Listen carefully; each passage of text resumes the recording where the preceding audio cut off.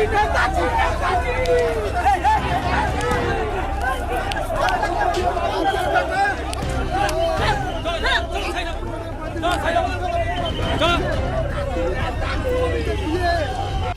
Vote পায়নি রাজ চক্রবর্তী।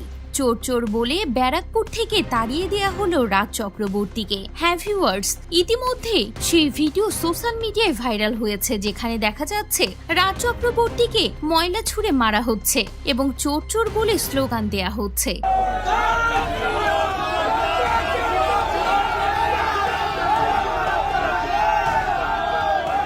রীতিমতো রাজ চক্রবর্তীকে ব্যারাকপুর থেকে তাড়িয়ে দেয়া হয়। তবে কি ব্যারাকপুরে একটি ভোটও পাননি রাজ চক্রবর্তী?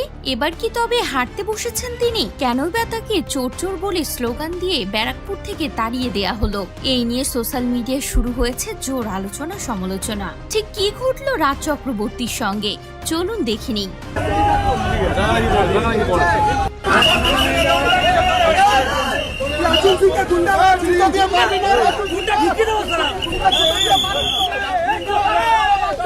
बोल